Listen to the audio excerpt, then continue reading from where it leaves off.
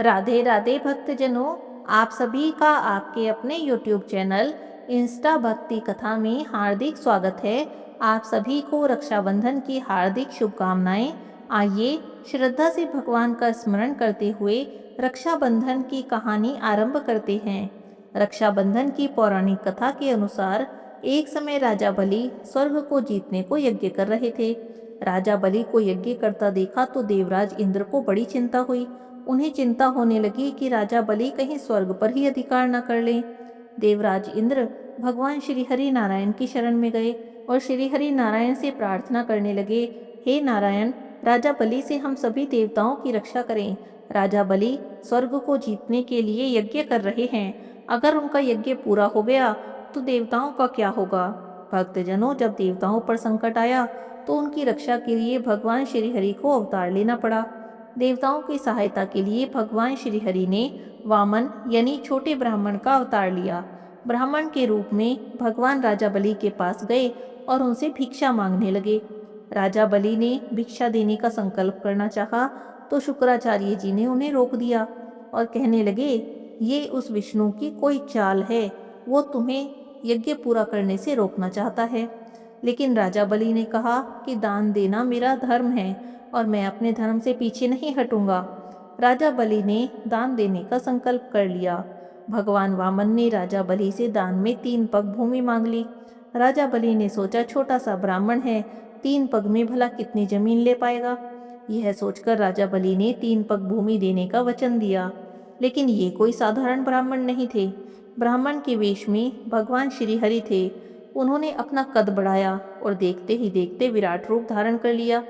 एक पग में पूरी धरती माप ली, दूसरे पग में पूरा ब्रह्मांड नाप लिया। अब तीसरे पग के लिए राजा बलि से पूछने लगे, राजन बताइए, तीसरा पैर कहाँ रखूं। राजा बलि समझ गए, ये कोई सामान्य मनुष्य तो नहीं हो सकते, सचमुच ये तो श्री हरि नारायण हैं।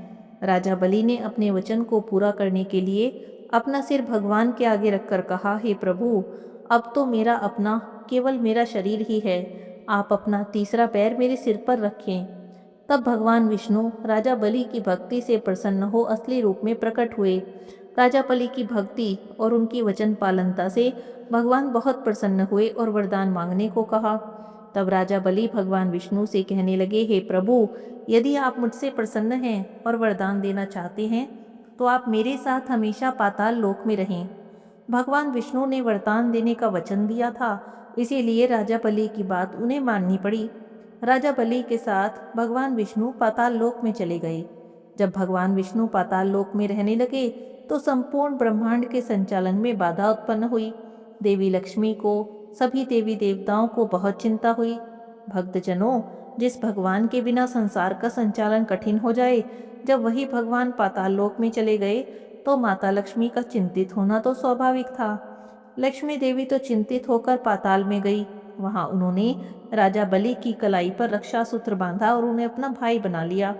रक्षा सूत्र के इस पवित्र बंधन से राजा बलि और माता लक्ष्मी का भाई बहन का रिश्ता स्थापित हुआ। राजा बलि ने माता महालक्ष्मी से उपहार मांगने को कहा। तब माता लक्ष्मी ने भगवान विष्णु को राजा बलि से उपहार के रूप में मांग लिया। राजा बलि ने अपनी बहन को उपहार देने का वचन दिया था, इसीलिए उनकी बात मान ली। लेकिन भगवान विष्णु ने राजा बलि से कहा कि मैंने तुम्हें पाताल लोक में रहने का वचन दिया है और इस वचन को पूरा करने के लिए मैं 4 महीने हर साल पाताल लोक में निवास करूंगा। भगवान विष्णु 4 महीने के लिए पाताल लोक में निवास करते हैं और इन्हीं 4 महीने के समय को चातुर्मास के नाम से जाना जाता है। कहा जाता है यह घटना सावन के महीने में हुई थी और तभी से रक्षाबंधन का यह पर्व मनाया जाता है। रक्षाबंधन के दिन बहनें भाई की कलाई पर राखी बांधती हैं, तिलक करती हैं और भगवान से भाई की लंबी उम्र और अच्छे स्वास्थ्य के लिए प्रार्थना करती हैं। भक्तजनों, माता लक्ष्मी ने राजा बलि की कलाई पर केवल एक धागा नहीं बांधा, प्रेम और विश्वास का रिश्ता बांधा था और यही रक्षाबंधन की सबसे सुंदर भावना है। लेकिन जरा रुकिए, क्योंकि अब जो कहानी मैं आपको सुनाने जा रही हूँ वह इस भावना को और भी गहराई से समझाती है। ब्रजमंडल क्षेत्र के एक जंगल के पास एक गांव बसा था। जंगल के किनारे एक टूटी फूटी झोपड़ी थी जिसमें एक 7 साल की लड़की अपनी बूढ़ी दादी के साथ रहती थी। उसकी दादी ने उसका नाम बड़े प्रेम से चंदा रखा था। चंदा का उसकी दादी के अलावा और कोई सहारा नहीं था। उसके माता पिता की मृत्यु एक महामारी में हो गई थी। तब तो चंदा केवल 2 साल की थी। तभी से दादी उसका पालन पोषण कर रही थी। उस बूढ़ी स्त्री के पास कमाई का कोई भी साधन नहीं था। वो तो जंगल में जाती, लकड़ियां बीन कर लाती, उन्हें बेचती और जो पैसे मिल जाते उसी से दोनों गुजारा करती। घर में और कोई था भी नहीं, इसीलिए दादी चंदा को भी अपने साथ जंगल ले जाती। दोनों दादी पोती दिन भर जंगल में भटकती और शाम होने से पहले घर आ जाती। ये तो उनका रोज का नियम बन गया था। चंदा अपनी दादी के साथ बहुत खुश थी, लेकिन उसके मन में एक बात का दुख रहता था। ना तो उसका कोई भाई था, ना बहन थी, और गांव के बच्चे उसे इस बात के लिए बहुत चिढ़ाते थे, अपने साथ खेलने भी नहीं देते थे। इस बात से तो चंदा बहुत दुखी रहती। अपनी दादी से बार बार पूछती, मेरा कोई भाई क्यों नहीं है, मेरी कोई बहन क्यों नहीं है। तब उसकी दादी प्रेम से समझाती, कौन कहता है तेरा भाई नहीं है, वो है ना कृष्ण कन्हैया, वही तो है तेरा भाई। इतना कहकर दादी लड्डू गोपाल की ओर इशारा कर देती। चंदा की झोंपड़ी में एक पुरानी लेकिन बहुत सुंदर लड्डू गोपाल की प्रतिमा थी, जिसे कभी उसके दादाजी लाए थे। चंदा की दादी बड़े प्रेम से उनकी सेवा करती थी और पूजा करती थी। उस बेचारी गरीब के पास कोई मिठाई पकवान तो थे नहीं। खाने के लिए जो भी रूखा सूखा उसे मिल जाता, पहले भगवान को भोग लगा देती, फिर चंदा के साथ बैठकर खुद खा लेती। चंदा के हर प्रश्न के उत्तर में दादी लड्डू गोपाल की ओर इशारा कर देती और कहती, वही तुम्हारा भाई है। धीरे धीरे चंदा ने लड्डू गोपाल को सच में अपना भाई मान लिया। जब भी दुखी होती लड्डू गोपाल के पास बैठ जाती, उन्हीं से बातें करती और कहती, तुम मेरे भाई हो, लेकिन मेरे साथ खेलने क्यों नहीं आते। सारे बच्चे मुझे चिढ़ाते रहते हैं, मेरी हंसी उड़ाते हैं, मुझे अपने साथ खेलने भी नहीं देते। मैं सारा दिन अकेली रहती हूँ, तुम मेरे पास आ क्यों नहीं जाते। क्या तुम मुझसे नाराज हो जो एक बार भी घर नहीं आते। मैंने तो तुम्हें कभी देखा भी नहीं है। इस तरह से चंदा लड्डू गोपाल से अपने मन का सारा दुख कह देती। उसका प्रेम निर्मल था, वो अपने भाई को पुकारती थी। और भक्तजनों, जिस प्रेम में कोई स्वार्थ नहीं होता, उस प्रेम के आगे तो भगवान भी नतमस्तक हो जाते हैं। चंदा की पुकार का भगवान ने कभी उत्तर नहीं दिया, लेकिन वह उसकी हर बात के साक्षी थे। एक दिन चंदा ने दादी से पूछा, दादी मेरा भाई घर क्यों नहीं आता और वो रहता कहाँ है। अब दादी सोचने लग गई, अब क्या कहूँ। तो टालने के लिए दादी बोली, तेरा भाई जंगल में रहता है और एक दिन घर भी आएगा। चंदा ने पूछा, क्या उसे जंगल में डर नहीं लगता, वो जंगल में क्यों रहता है। तब दादी बोली, उसे किसी से डर नहीं लगता, वो गांव में रहना नहीं चाहता, उसे गांव में रहना अच्छा नहीं लगता, तभी तो जंगल में जाकर रहता है। धीरे धीरे समय बीता और सावन का महीना आ गया। रक्षाबंधन का त्योहार पास आने लगा तो गांव की सभी लड़कियां अपने भाई के लिए राखियां खरीद रही थी। चंदा को फिर से चिढ़ाया जाने लगा, तेरा तो कोई भाई नहीं है, तू राखी क्यों खरीदेगी, किसे राखी बांधेगी। अब तो चंदा का सब्र टूट गया। वो घर आई और जोर जोर से रोने लगी। दादी ने पूछा तो उसने सारी बात बता दी कि मैं राखी खरीद रही थी, तभी सब मुझे चिढ़ाने लगे, तू किसके लिए राखी खरीद रही है, तू किसे राखी बांधेगी। जब दादी ने सुना तो उसे भी बहुत दुख हुआ। उसने चंदा को प्यार से समझाया, मेरी बच्ची तू रो मत, तो विश्वास रख, तेरा भाई जरूर आएगा। लेकिन चंदा थी कि रोए ही जा रही थी।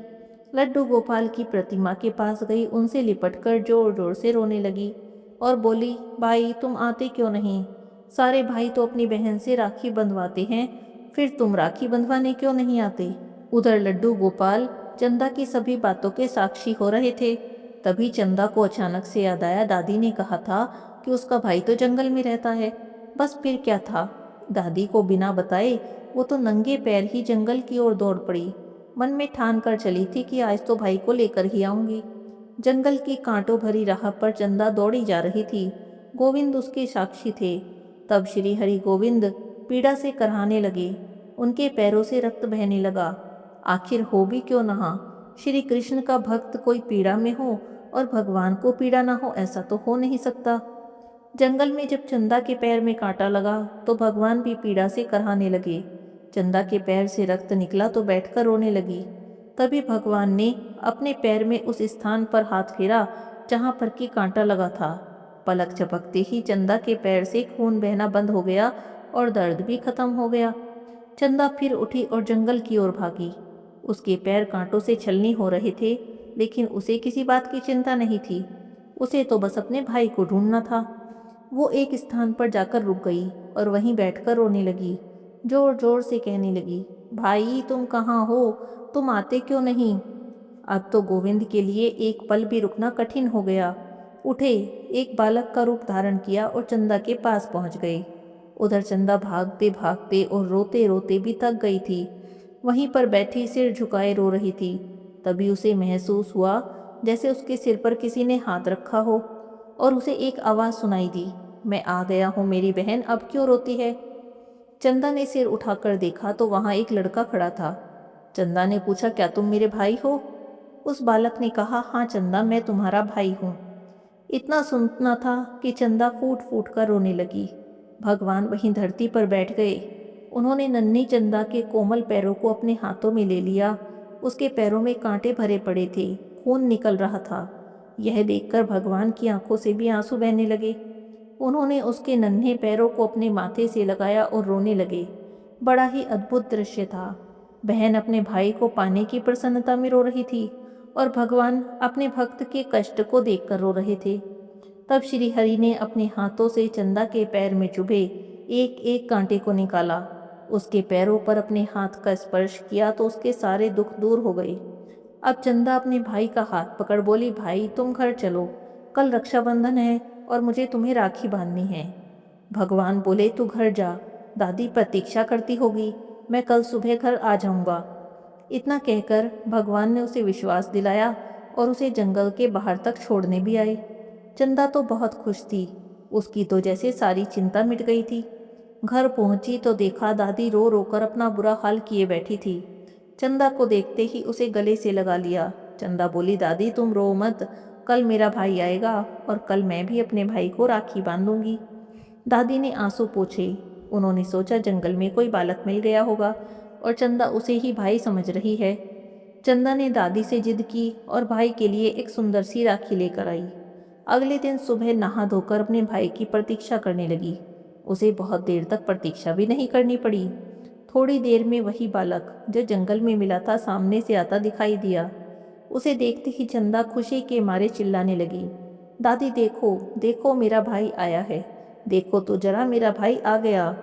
दौड़कर अपने भाई के पास गई, हाथ पकड़कर उसे अपने घर में लेकर आई। अपनी टूटी फूटी चारपाई पर बिठाया, बड़े प्रेम से तिलक किया, आरती उतारी और राखी बांधी। सुंदर राखी देखकर उसका भाई भी बहुत खुश हुआ। भाई ने उसे सुंदर कपड़े दिए, मिठाई, खिलौने, बहुत सारा सामान उपहार में दिया। कुछ समय तक वहीं रहा, फिर बोला, अब मुझे जंगल में वापस जाना है। इतना सुनकर तो चंदा उदास हो गई। तब वो बोला, उदास क्यों होती हो, आज से मैं तुम्हें रोज मिलने आऊँगा। चंदा खुश हो गई और वो बालक जंगल में लौट गया। उधर दादी सोचने लगी, ये बालक था कौन? उनकी तो समझ में कुछ नहीं आ रहा था। लेकिन हरि के मन की बात तो हरि ही जाने। भाई के जाने के बाद चंदा घर में वापस लौटी तो एकदम से छिटक कर खड़ी हो गई। उसकी दृष्टि लड्डू गोपाल की प्रतिमा पर पड़ी। उसने देखा लड्डू गोपाल के हाथ में वही राखी बंधी है जो उसने अपने भाई के हाथ में बांधी थी। उसने तुरंत ही दादी को बुलाया। यह देखकर दादी भी अचंभित रह गई। उन्होंने बचपन से ही श्री कृष्ण की भक्ति की थी। वो तुरंत समझ गई ये बालक और कोई नहीं, श्री हरि नारायण थे। भगवान के चरणों में गिरकर बोली, हे छलिया, जीवन भर छला है और जीवन का अंत आया, अब भी छिलकर चले गए।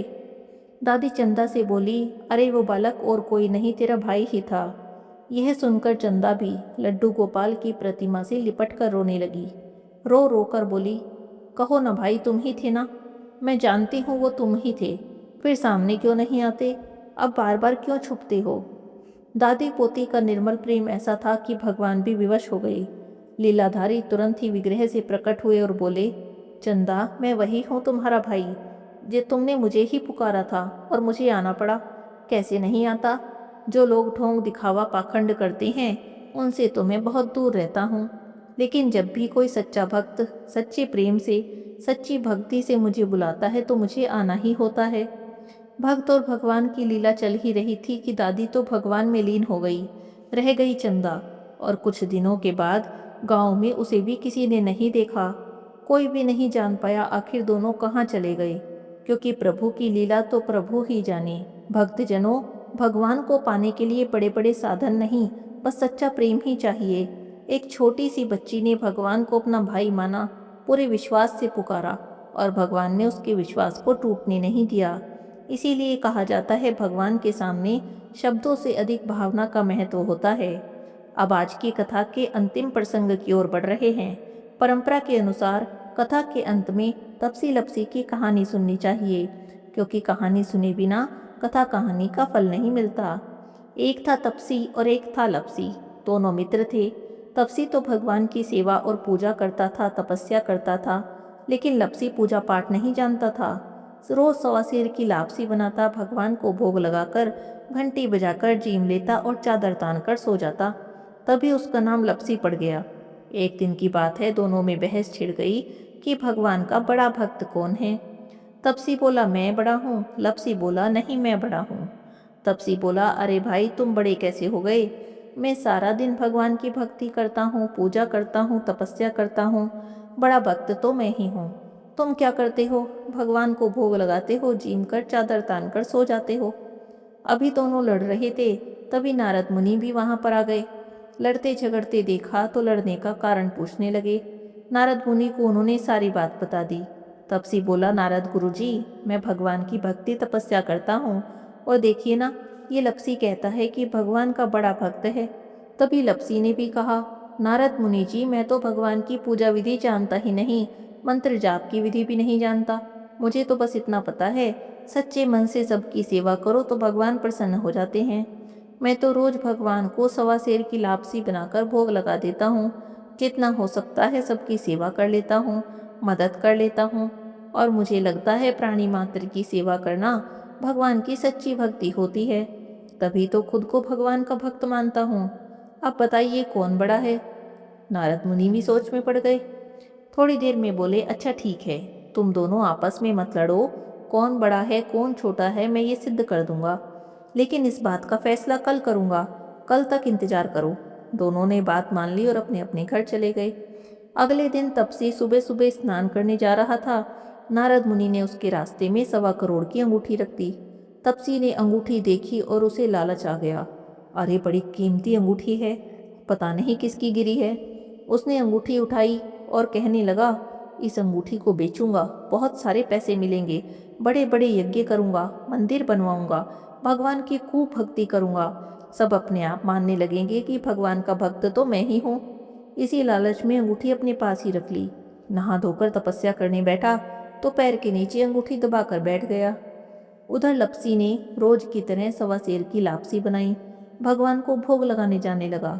नारद मुनि ने उसके रास्ते में भी बिल्कुल वैसे ही 1.25 करोड़ की अंगूठी रखी। लपसी ने भी अंगूठी देखी, उठाया और सोचा, अरे बड़ी कीमती अंगूठी है, लगता है किसी की गिर गई, जिसकी गिरी है वो तो ढूंढ रहा होगा। अंगूठी लेकर भगवान के मंदिर में गया और भगवान के चरणों में अंगूठी रख दी और बोला, जिसकी गिरी होगी भगवान से प्रार्थना करने मंदिर आएगा, अंगूठी उसे यहीं पर मिल जाएगी। भगवान को भोग लगाकर रोज की तरह जीम कर चादर तान कर सो गया। शाम हुई, तपसी लपसी फिर मिले। इतने में नारद जी भी आ गए। दोनों ने नारद जी से पूछा, कहिए नारद जी, हम दोनों में से भगवान का बड़ा भक्त कौन है। नारद जी बोले, तुम दोनों में से तो बड़ा लपसी है। तपसी तो चिढ़कर बोला, नारद जी ऐसा क्यों कहते हो। तब नारद जी ने कहा, अपना पैर हटाओ। पैर हटाया तो अंगूठी निकली। नारद जी बोले, सुबह मैंने तुम दोनों के रास्ते में करोड़ करोड़ की अंगूठी रखी, तुमने लालच किया, अंगूठी उठा ली, इसी कारण तुम्हारी तपस्या व्यर्थ हो गई। लपसी ने लालच नहीं किया, उसने अंगूठी भगवान के चरणों में रख दी, इस विचार के साथ कि जिसकी अंगूठी होगी ले जाएगा। इसी कारण से लपसी बड़ा है। अब तो तपसी को अपनी भूल का एहसास हुआ। नारद जी के पैरों में गिरकर रोने लगा और बोला, भगवान मुझ पर कुछ तो दया करो, मुझसे गलती हो गई, मेरी तपस्या का फल मुझे कैसे मिलेगा, कोई तो रास्ता बताओ।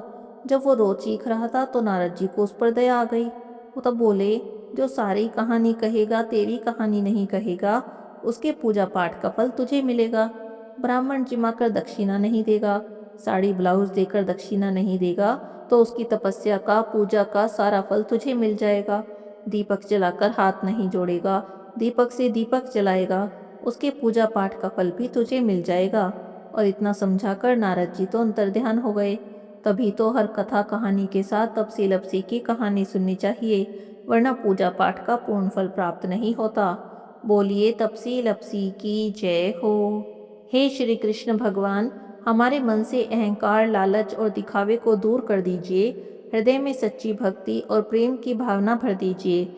हे श्री कृष्ण, सभी बहन भाइयों के रिश्ते को प्रेम से भरिए। माता महालक्ष्मी सभी के घर में सुख समृद्धि प्रदान करे। भगवान गणेश सभी विघ्नों को दूर करें और भगवान श्री नारायण सभी भक्तों पर अपनी कृपा बनाए रखें। इसी मंगल कामना के साथ आप सभी को एक बार फिर से रक्षाबंधन के पावन पर्व की हार्दिक शुभकामनाएं। बोलिए श्री कृष्ण भगवान की जय हो।